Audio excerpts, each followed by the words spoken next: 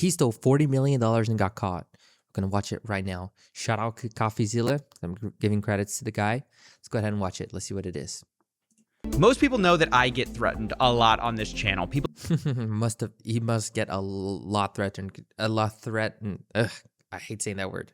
don't like it when you expose them. I suggest you use the money you got from pumping your Patreon to hire a good lawyer. You're gonna need it. So scammers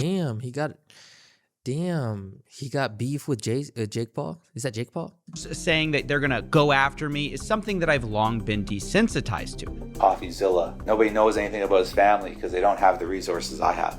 But what we don't talk about a lot is that the opposite is also true. Threatening. When victims of scams learn what's been done to them, the scammer very often becomes the target of a lot of personal threats. And honestly, most of them seem to take the same approach I do. You unfortunately have to ignore it. Because 99% of the time, internet threats are just that, threats, which never go beyond the screen. But this video is a reminder that every now and then, someone will take it all the way. Exactly. You cannot fully trust that because there's always somebody crazy out there. That's why I try to respect people online, because I don't know what goes through people's mind, because you don't know what goes through people's mind. Everyone's dealing with their own demons. Everyone's going crazy. So I try to play my game like very safely, very calm. This go for like threatening online or even trash talking, playing games. It goes through all of it because people are crazy. And you don't know how far they can go until something bad enough happens to them. So I try to do my part, you know. But yeah, unfortunately, it's just a human problem. We're talking today about Aiden Pletersky, a scammer who taunted his victims with flashy cars and took their money until it was too late. And he was kidnapped, beaten, and ransomed for $3 million, leading up to this video, which I will warn you may be disturbing. Everything that happened is my fault. I'm not going to put the blame on anybody else. I'm not going to try to put the blame on anybody else. I feel humiliated. I feel disgusted in my actions. I feel disgusted in what I did. After 2021, I feel like a lot of it was illegal. All these guys that are owed the money, I'm going to do what I can do to make it right. I'm going to call each and every one of you individually. What you just saw is a man who used to be called the Crypto King by Forbes.com, who took in $40 million via a Ponzi scheme. $40 million. This is a lot. And never repaid his victims. In this video, he appears to be apologizing for those actions, but now that he's free, he says he had no choice. Now, we first learned about the kidnapping back in March when Aiden Pletersky's father claimed that Aiden was kidnapped. But many people, including myself, didn't really know what to make of these claims because no evidence existed besides an interview, which was filed in court. Okay, so this dude was 22 years old and he was kidnapped by stealing $40 million. Ah, damn it. The father says that his son was taken. They basically held him for approximately 3 days, drove him around to various parts of southern Ontario, beat him, tortured him, allowed him to make specific phone calls. Approximately 2 or 3 days later, he was released with the threat that he needed to come up with some money fast, specifically $3 million. But this week we found out that this kidnapping was very much real, and that 5 men were arrested and charged with kidnapping. And we know that allegedly one of the kidnappers, Akil Haywood, actually knew Aiden quite well because he invested with him. Court records show Haywood lost more than $700,000 investing with Pletersky, and in another twist, $700,000. he was appointed as an inspector in Pletersky's bankruptcy proceedings. That's right. One of the kidnappers was one of Pletersky's victims, who presumably watched him post luxury cars and private jets to social media until he had had enough.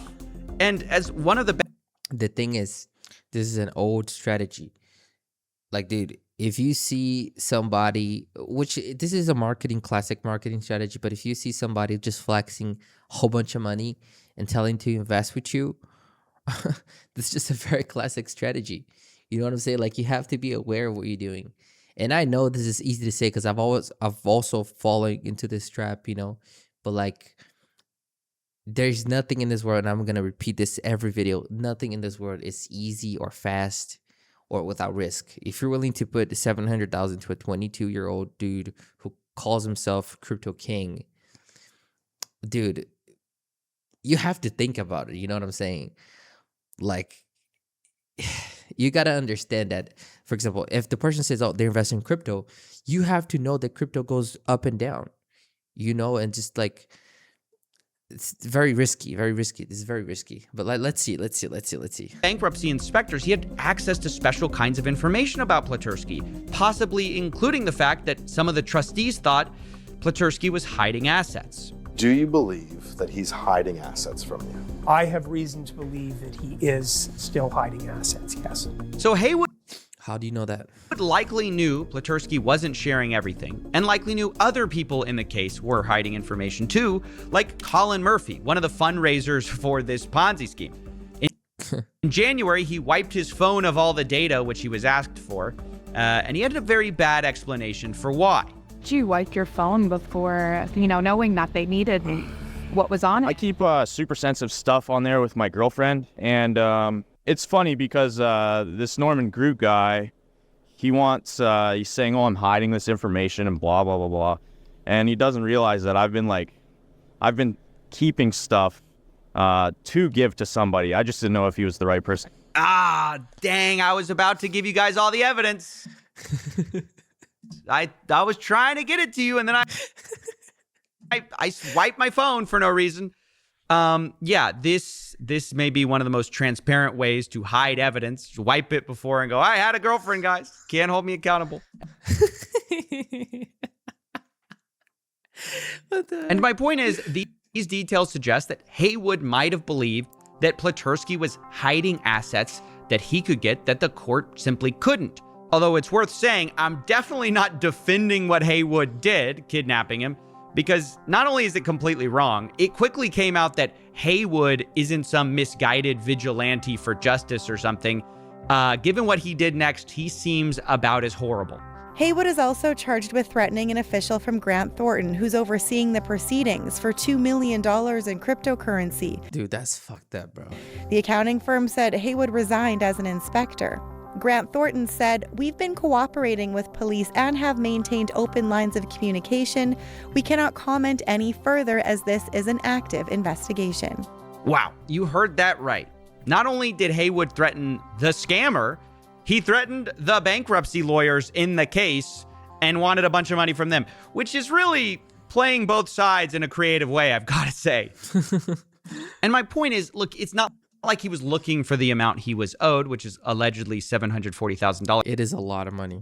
He was looking for millions of dollars as a payday. So no one in this situation is particularly great. And of course, since then, him and his co-conspirators now face kidnapping charges. But what I do find very confusing is that all of the crimes being passed around here like a game of hot potato, the one person not being criminally charged in this situation is Aiden Platursky himself. The guy himself, right? The original scammer in this whole situation that started this all.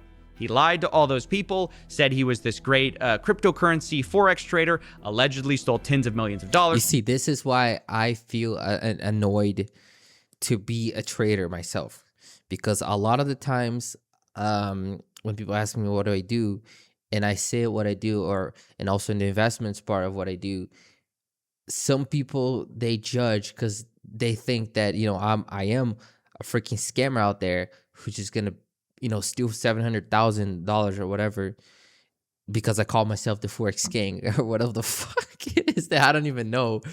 And then it's annoying because the real people who are doing the thing, they have to feel embarrassed to saying what they do because of this kind of bullshit, this kind of BS. It's just... Spent most of it on cars, private jets, and expensive houses, and he's not being charged? Okay, but what did he do? So I want to understand what actually happened. Did he steal the money? Did he lose the money? Did he take the money from the investors, and did he blow it up on the market, or did he just steal it straight away? And he bought mentions with this car, because that's kind of fucked up. Not gonna lie to you. But what happened? I'm so surprised by this. This case is very reminiscent of another story that we've just recently did with Ted Safranco, who promised these amazing Forex trades, but just ran a big Ponzi instead. And not only am I surprised by the size of these Ponzi schemes and that Platursky did something very similar. Wow. So $41 million. That's kind of fucked up. Kinda, not kinda. That's fully fucked up. So Platersky 600,070. Yes, 670,000. I'm sorry. Mitchell Learning 1 million. Winston Blandman 1 million. Invested only 2% of the 40 million he took in. But I'm also surprised by how blatant of a fraud this is. And incidentally, the similarities don't stop there with our last story. Remember, Ted Safranco claimed he was also attacked by would-be creditors. And so this pattern of crypto or Forex scammers isn't going away anytime soon, nor are the legions of upset victims who are pissed both that they got robbed and that most of these people face little to any criminal charges. And so it's easy to see why they're frustrated, although I have to say that I disagree with the method. Kidnapping someone who scammed you and ransoming them for money in some kind of scammer Uno reverse card is not a good idea. And getting an apology from them when you've beaten them up isn't doing anyone a service. So for it's kind of hard to say, Coffee, because like honestly, what would you do if you had lost 700,000? First off, I don't think Coffee would have lost it because he's not naive enough to believe in a 22-year-old with a Bugatti calling himself a crypto king, which he could be. It could be true. You don't know. I'm not judging. He could be a genius, not him personally, but like someone else. But like, say you lost that. That's kind of fucked up too, you know. And of course, he's wrong for doing that. Of course, he's wrong for doing that. But like, how are you gonna judge the guy who just maybe lost his life savings on it? Of course, he was irresponsible and everything, but it's like hard for both ends. You know what I'm saying? But of course, he has to. This is pretty much a crime, so he has to go to court for it. Of course, like he's not gonna be free from it, right? But what would you do if it was you in his shoes? You know what I'm saying? So like, it's very complicated. That's why the whole money situation is so messed up. God damn it, it's hard to say. ethical reasons, human reasons, and stay out of jail reasons. Stay out. Maybe don't do this. Don't do it. Yeah. Sounded a little half-hearted, Coffee. What's next? Please drink responsibly? I don't know. I constantly get threats, so I sympathize with the guy. And don't do it is the right answer, but I don't know. But what? Well, I don't know. I get it. Like I said, I get it. Like, it is wrong, but I get it because, you know, however much money it is, 700,000 or whatever, it's very hard to just swallow it down and just, you know, not do anything about it. But the first mistake, I think, is you believing in something so blindly. You have to do, and I say all the time, y'all have to put, if y'all want to do something, if y'all want to trade, if y'all want to do whatever, y'all have to put some money that you can afford to lose in the first place. Y'all have to go slowly. You cannot just put all of your life savings into something, and then after a couple of months and possibly even years, then you like slowly compound after you understand it, after you have experience it, after you have so many shit. And if you give your money to someone else to invest it for you, you have to do it at your own risk. You have to do it at your own risk. Like, I've done that myself before. I've traded with people who got my money and they claimed they were doing like a percentage rate every month, etc. And then ultimately they leveraged my account and then they lost pretty much all of my account. But ultimately it was not even their fault. It was my fault.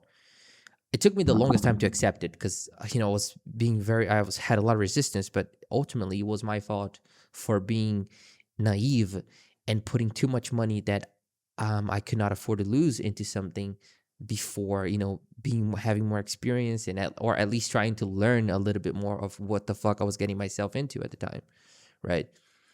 So it is just a really complicated situation when it comes to money. You have to be like extra careful, unfortunately. Guess. I mean, it's wrong, but I get it. But it's clearly wrong. And look, Haywood sucks, but I get wanting to screw the guy who screwed you. But I can't say that because it is wrong and the impulse is wrong. It creates the whole situation. And I didn't want to put this in, but like, this Aiden guy is horrible. I went to his Instagram to reach out for comment and I saw what he's posting. It's all, you know, supercars, private jets. It's a middle finger to all the victims. And if I lost money to that guy, I'd be pissed too. Wow, Coffee. You got an edge. I didn't think you had it in you. No, I mean, I wouldn't do anything, and I wouldn't change what I said. Don't do it is the right thing, but sometimes the right thing feels... What? Hopeless? Inadequate? Sisyphean? Pointless? This conversation is pointless. I'm done talking about it. He's getting into a very sensitive topic now. Very sensitive. That's why I like coffee. Look, you got anything on TV? I hate when you put my show on. Come on, change the channel. Put something else on. Oh, sure. Speaking of new topics, I've got just the thing that'll cheer you up. I found this new creator. You're gonna love this coffee. Very avant-garde stuff. I'm telling you, future of entertainment. Quack, quack, quack, quack, quack, quack, quack. What? Gang, gang. Gang, gang. Ice cream so good. Balloon.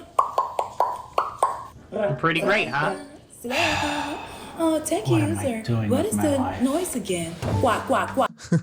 Quack, quack, quack, quack. Alright, bro. See, I'm not doing any interviews at the moment, blah, blah, blah. So, starting there. Okay.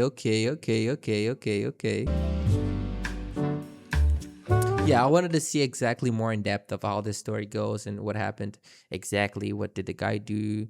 Like, what is his side of the story? But it's clearly messed up. Like, the market, unfortunately, it is that crazy, and you gotta do things at your own risk, as I always say. And like I said, do not put your life savings in something that you do not understand, for the love of God.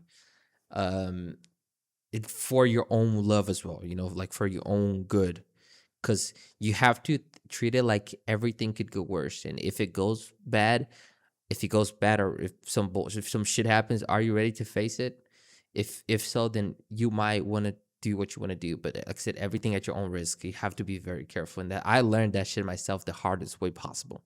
That's why nowadays I'm very, very skeptical of anything. And I still do trading myself. I do everything. I do stocks, I do crypto, I do Forex, I do pretty much the whole financial markets itself. I do options, I do everything. But like I said, very carefully, because this is messed up, and it's complicated.